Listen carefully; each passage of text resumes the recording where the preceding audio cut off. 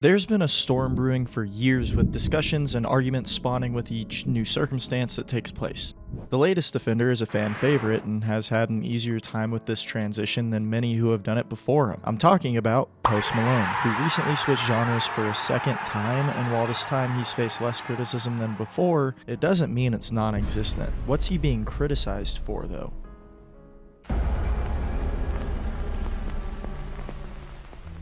The first artist I'd like to look at switching genres is none other than Taylor Swift. Nowadays, she's on top of the world, going on an arena tour that single-handedly helped stimulate the US economy, but this 34-year-old musician started out completely different from where we've seen her career end up. At first, all the way back in 2006, the singer released her first album at 16 years old. The self-titled album had some good commercial success and built a foundation to grow off of, and instead of pop or folk, we saw Taylor in the country music genre. Her next album, Fearless, continued with this genre and won the Best Country Album at the Grammys, followed by Speak Now, winning 2 Grammys for Best Country Song and Best Country Solo Performance. And then there's Red.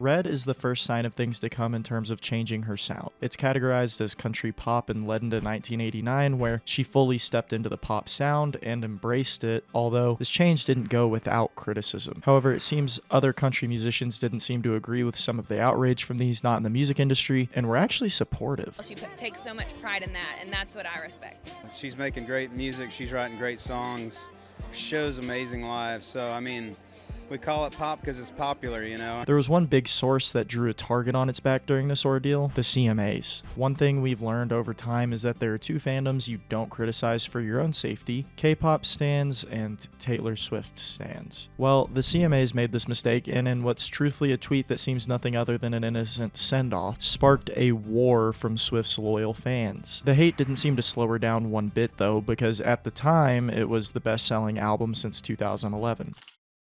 Talking about hate over a genre switch, let's look at the very publicly documented beef that led into this Midwest rapper switching from rap to punk music following a back and forth with Eminem that has led to people clowning him for what seems like will go on for the rest of his career. Of course, this artist is the only Machine Gun Kelly. Now, a quick debrief of the backstory that led him to switching genres is his beef with Eminem. However, I think that was just the catalyst that made him finally jump ship. He's always been a wild person, personifying a rocker and experimenting with rock sound while mixing with his rap core that he made his name with. The genre switch to punk music was fitting for him, and I think it helped him as a person. He even told Nylon, "I was like the wind with no guidance or care," and this pop-punk switch was symbolic of his fuck you attitude. He saw incredible success with this switch as well. In fact, Tickets to My Downfall, his first album in the new genre, was his first #1 album in his career. He then went on to release Mainstream Sellout, which also went #1. Back-to-back chart toppers, which signified a shift in his career, but also a decision that he wouldn't let define him. Even with urges to return to rap after Tickets, he had a chip on his shoulder and wanted to prove that he could do it again. His success wasn't luck. However, that success was met with plenty of criticism and plays into why his second album is called Mainstream Sellout. Some punk genre loyalists felt like he was just taking advantage of their genre to sell more albums, but he wasn't a stranger to the genre. I opened for Tech Nine. Same year, opening for Rick Ross, Wale, and Meek Mill. I just did it all. He meant that it wasn't about switching genres too, because he's since returned back to doing rap and experimenting with blending all of the genres that make up his musical range. And while some people will always bring up losing beef with Eminem or having to flee his genre, it really isn't important because he accomplished what he wanted to accomplish at the end of the day. The last artist I'm covering today is none other than America's sweetheart, Post Malone. Posty burst onto the scene back in 2015 alongside the release of his song White Iverson, a rap hit that became part of his debut album Stoney, which absolutely took over music in 2016. Sussin', I'm sussin' on you. I'm swaggin' on you. He then followed this major debut 2 years later with Beer Bongs and Bentleys, continuing down the path of a rap juggernaut before his third studio album, Hollywood's Bleeding, released, opening up discussions on if he's still a rapper or not. However, it wouldn't take long for rap to become a bit of a second-string sound in his music when it came time for his next album, 12 Karat Toothache. Now, before I continue, this album is beautiful, and commercially it did incredible, but it's no secret the sounds within the covers are more pop than rap or R&B, and that's where these discussions really took off.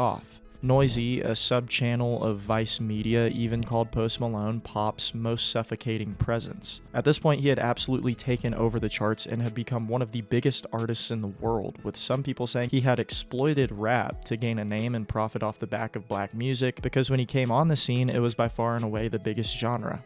Is this a case of somebody using hip-hop to get to a point and now pivoting off?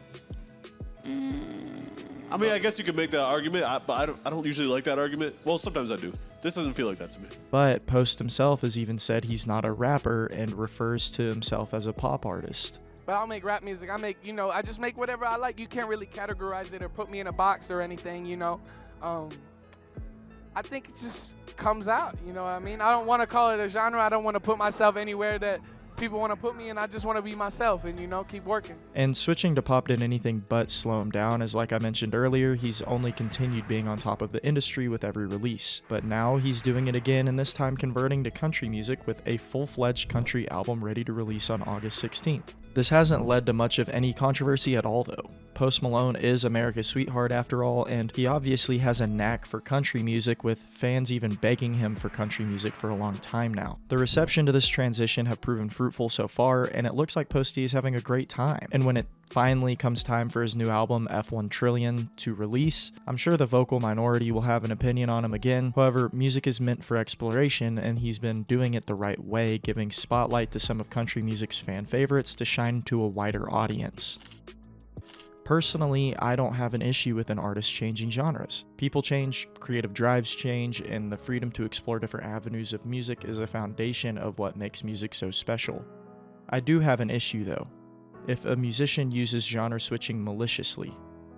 If someone truly does use a certain genre and builds a foundation off of fallacies as a means to grow an audience, and then just switches genres again to stir up attention or controversy or just a money grab, it's a disservice to music, the fans, and the artists who have played a factor in creating the sound that differentiates certain areas of music. What do you think?